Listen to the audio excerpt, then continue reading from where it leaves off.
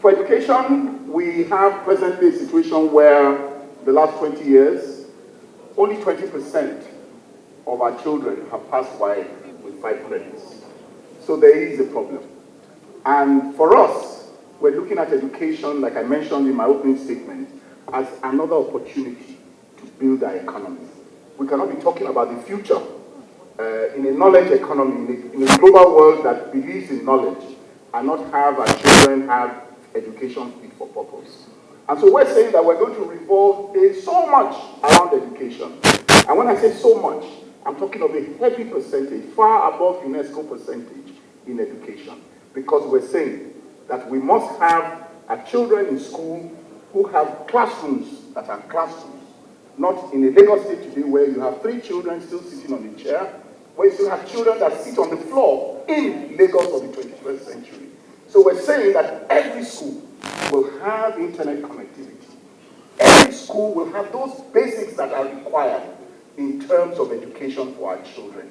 It is a priority because it is an economy. You can have an education ecosystem where by the time you're doing Wi-Fi, by the time you're saying that every school must have access, there must be access to every school, it means you are building roads. It means there are people that are going to be in business to build roads in those places. It means that there must be water. There will be a basic list that must be present in every school so that our children can fight for their own position in that global village. That is as far as education is concerned.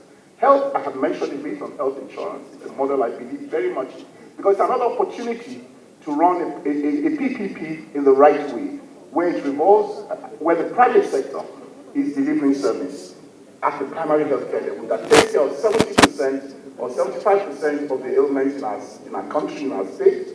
So you then have government that writes the check and regulates the private sector to do it right. That is the way we want to go in the time that I have in terms of health. And in terms of education, it's going to be a whole big economy. If I'm going to take the largest chunk of the budget of Lagos State when I become governor of Lagos State.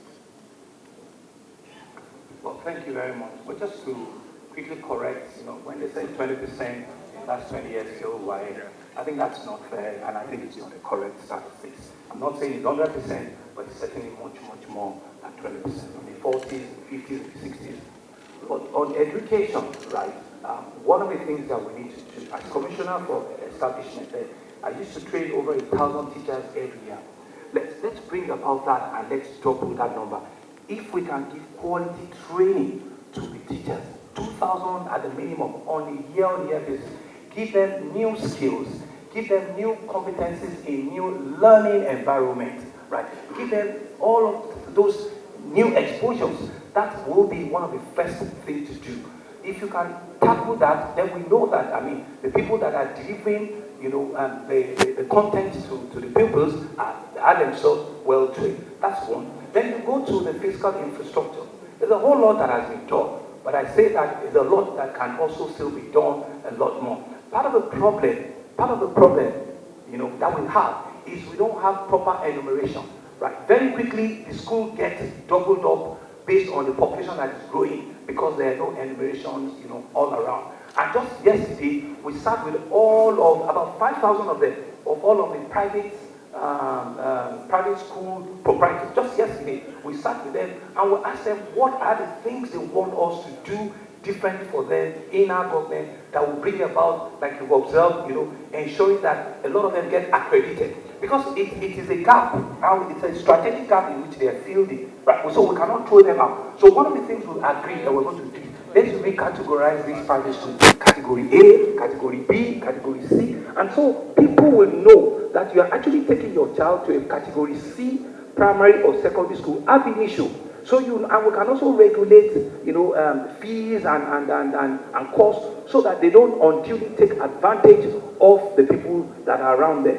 So one of the challenges that we see, and while we cannot wrap up, pushing schools here and there, is typically we usually want a field. We usually want places where it's big enough, for them. So those are some of the collaborations we've said to them yesterday that we can bring about. That let us come to your premises and make you approvable very, very quickly. On health, we spend a whole lot, on the primary health insurance and all of it. Well, guess what, ma? We have over 330 primary health institutions. So the physical infrastructures are there already. It's just that if some of them have equipment. So what we need to wrap up is staffing. Is we need to get nurses, we need to get healthcare people, we need to get doctors into this so that we can really have a full reform of primary health, 330, secondary health, about 27 of them, tertiary health, 1. So that if you have maternal issues, if you have pregnancy, you don't need to run to LASU for everything. You can be dealt with at the primary health. So very quickly is to wrap up capacity and to put up all of the equipment. I think structures are there already, and put up all of the things so that health becomes accessible because they are closer to you and affordable. So once the health insurance takes off, and we have a lot of the private hospitals also joining on board, because for them, the critical thing will be, how do we get settled? The moment we have that platform and they are settled, then accessibility also goes further. Because not only you have the primary health beside you, you have an XYZ private hospital who also is on the primary health insurance that you also can access. And it will just be a reconciliation on a monthly basis as to how many services you render, what are the figures that we need to pass on to you. And it's something that we will work very, very quickly. Thank you, sir. Sorry, can I just on category A, category B, and category C schools? I don't know how that works. Education is education. When we went to school, government schools were as good as private schools. And we must go back to that. Government must drive the process of having good education for its children. That is the way to get rid of the schools, the private schools that are not up to standard. We cannot be producing children that cannot compete in today's world or tomorrow's world. That's why we get CVs and we know that these children are unemployable. Government must take the bull by the horn and put its money where its mouth is, and that is to education, and that's what we intend to do. Can we just correct that? The economies that my brother wants to emulate, they have it everywhere. In the United States, you have different categories, even for school. Bright students, they think that for what we're even talking about, no, please, what we're talking about is, it will be unfair for you to compare a school that has only 1 floor to another school that has an expanse of land, that has sporting facilities, that has swimming facilities, that has all of that. So, for you to not kill that economy, Madam has said there are over 15,000, in fact there are over 18,000 of them, right? And so we need to understand and appreciate that there is a gap in which they need. So you are going to compare a school in Victoria and pay the same fee with a school in uphold. It's not going to work. Thank you, sir. So Thank that's you. what we're saying. Thank you.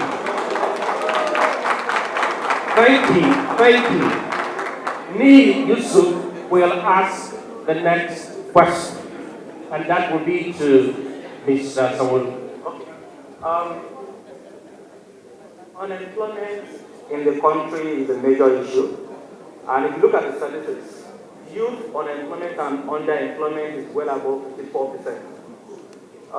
What would be your strategy to tackle, just provide job, well creation, livelihood to these youths?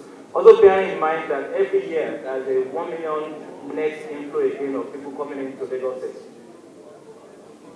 Thank you.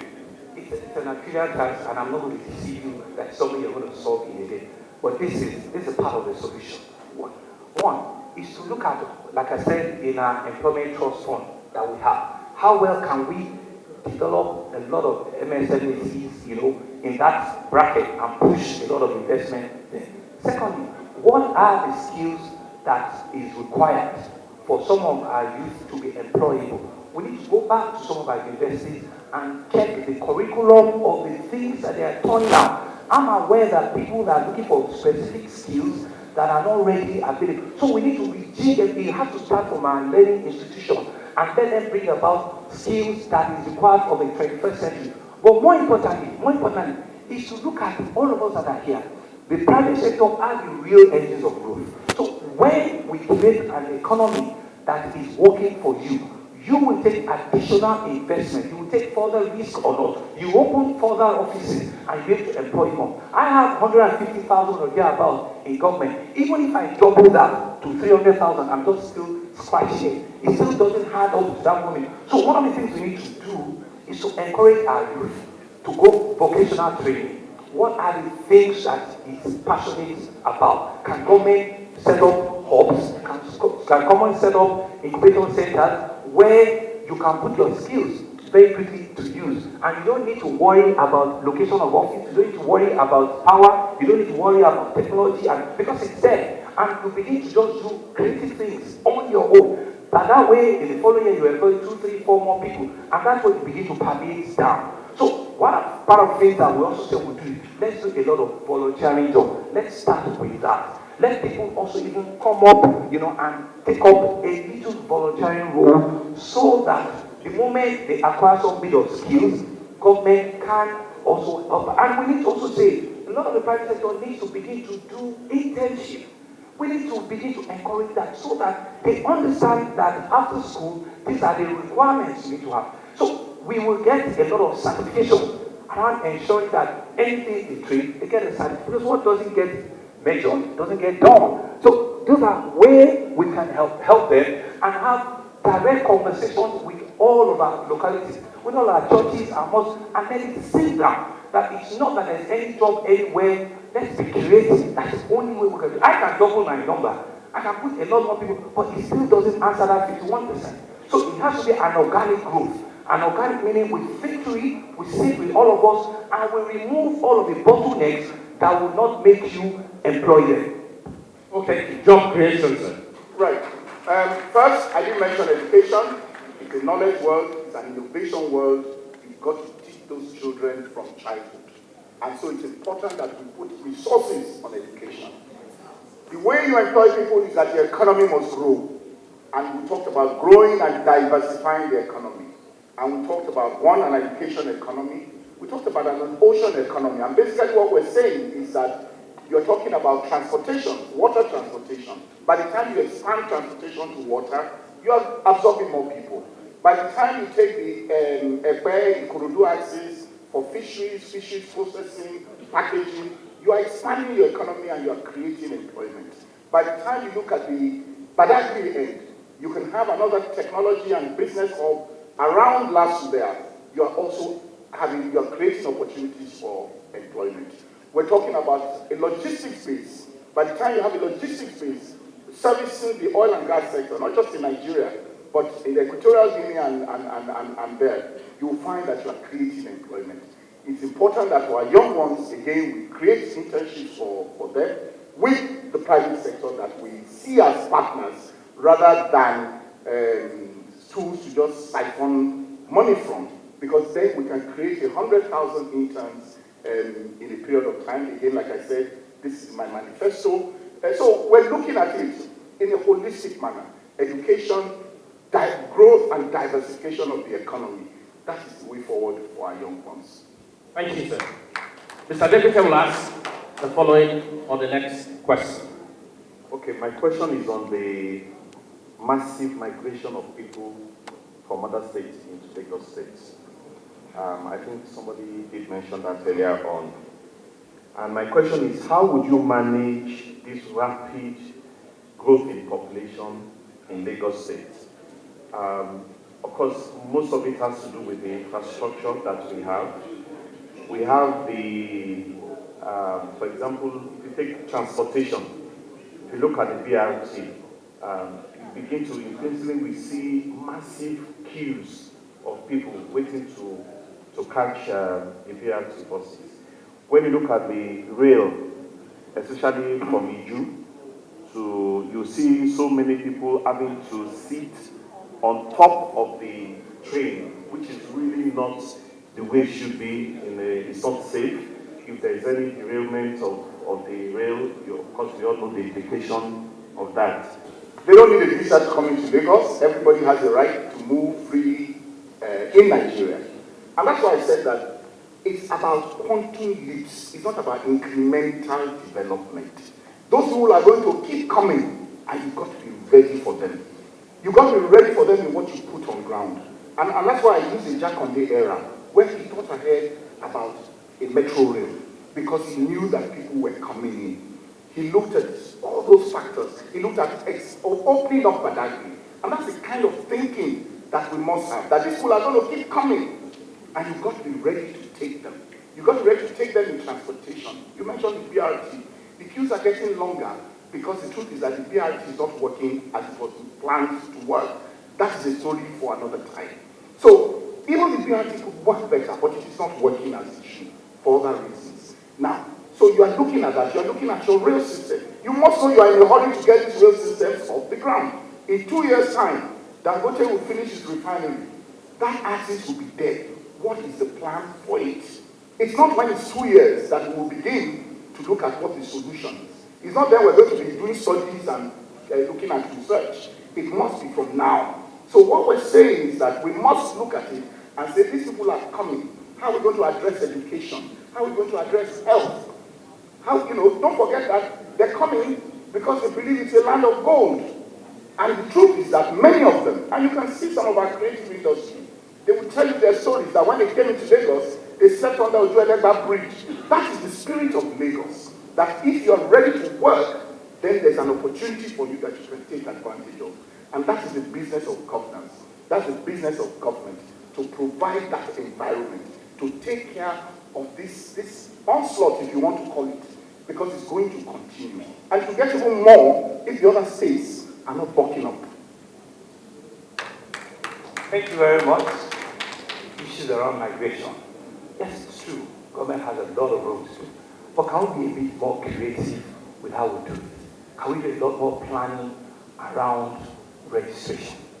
Can we come up with an idea where, as Lagosians, right, can we have a registrable process where we can plan just to do a residency registration so that we will know that in Adimosho the growth is 2%. We know that in Badagry the growth is 3% based on the number of people that are coming up to re-register as a citizen's registration card. I think it's the simplest thing to do for capturing growth. So that when people come, which you are not going to tell them not to come, but at least you go and register. You are not just dropping at Ujuelegba or Ojota. You are going somewhere to register so that we will know what address, and we'll be able to attack issues around security. We'll be able to attack issues around health. We'll be able to plan a lot more on education.